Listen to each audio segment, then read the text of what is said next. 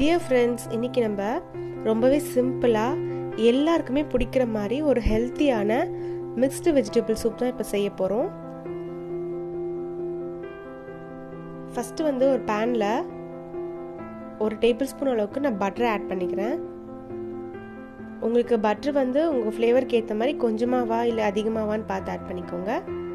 இப்போ அது கூட நான் ஒரு 4-5 பல்லு பூண்டை சாப் பண்ணி போட்டுட்டேன்.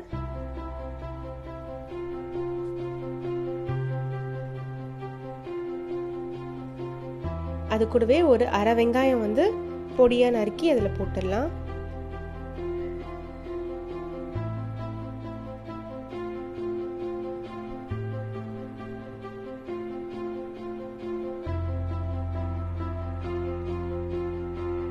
அப்புறம் நம்மக்கிட்ட இருக்க வெஜிடபிள்ஸ் என்ன இருக்கோ அது எல்லாமே ஆட் பண்ணிக்கலாம். நான் இப்போ ஒரு அரை கப் கேரட் ஆட் பண்ணிக்கிறேன். ஒரு அரை கப் கேபேஜ், அப்புறம் கொஞ்சம் பீன்ஸ், அப்புறம் ஒரு அரை கப் அளவுக்கு மஷ்ரூம். இது எல்லாத்தையுமே நான் சின்ன சின்னதாக கட் பண்ணி ஆட் பண்ணியிருக்கேன். அப்போ தான் நமக்கு சூப்பில் அது நல்லா பாயில் ஆகி நமக்கு சாஃப்டாக வெஜிடபிள்ஸ் இருக்கும். ரொம்ப நேரம் வதங்க தேவையில்லை. ஜஸ்ட் நம்ம அந்த பட்டரோட இதை நம்ம மிக்ஸ் பண்ணி விட்டால் போதும். இதில் தேவையான அளவுக்கு உப்பு சேர்த்துடலாம்.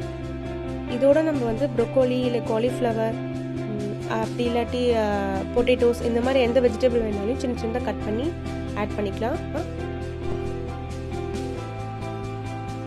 இது எல்லாத்தையும் நல்லா மிக்ஸ் பண்ணி விட்டுட்டு அதுக்கப்புறமா நம்ம இதில் தேவையான அளவுக்கு தண்ணி ஊற்றிக்கலாம். கொஞ்சம் நிறைய தண்ணி ஊற்றிக்கலாம். ஸோ வெஜிடபிள்ஸ் வேகிற அளவுக்கு அதுக்கு சரியாக இருக்கிற மாதிரி. ஏன்னா நம்ம இதில் திக்னஸ்க்காக கார்ன்ஸ்டார்ச் எதுவும் நம்ம ஆட் பண்ண போகிறதில்ல, அப்படியே தான் சாப்பிட போகிறோம்.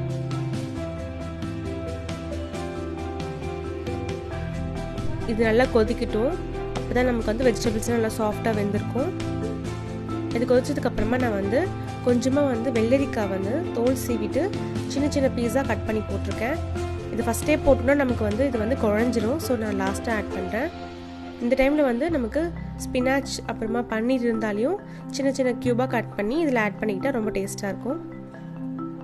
இந்த டைமில் இன்னும் கொஞ்சம் நம்ம சால்ட் தேவையான அளவுக்கு ஆட் பண்ணிவிட்டு அதே மாதிரி காரத்துக்கு நம்ம கொஞ்சம் பெப்பரும் ஆட் பண்ணிக்கலாம். ஆட் பண்ணிவிட்டு இந்த வெள்ளரிக்காய் ஒரு 2 மினிட்ஸ் வெந்தால் போதும். அதுக்கப்புறமா நம்ம ஸ்டவ்வை ஆஃப் பண்ணிடலாம். இது நல்லா கொதிச்சிருச்சு. நம்மளோட வெள்ளரிக்காய் வெந்துட்டுருக்கோம். ஸோ நம்ம இப்போ ஸ்டவ் ஆஃப் பண்ணிவிட்டு இதை சர்வ் பண்ணிக்கலாம். கண்டிப்பாக இந்த சூப் ட்ரை பண்ணி பாருங்கள். கிட்ஸ்க்கு பெரியவங்க எல்லாருக்குமே இது பிடிச்சிருக்கும். இந்த வீடியோ உங்களுக்கு பிடிச்சிருந்துச்சுன்னா லைக் பண்ணுங்கள், ஷேர் பண்ணுங்கள், சப்ஸ்கிரைப் பண்ணுங்கள். தேங்க்யூ.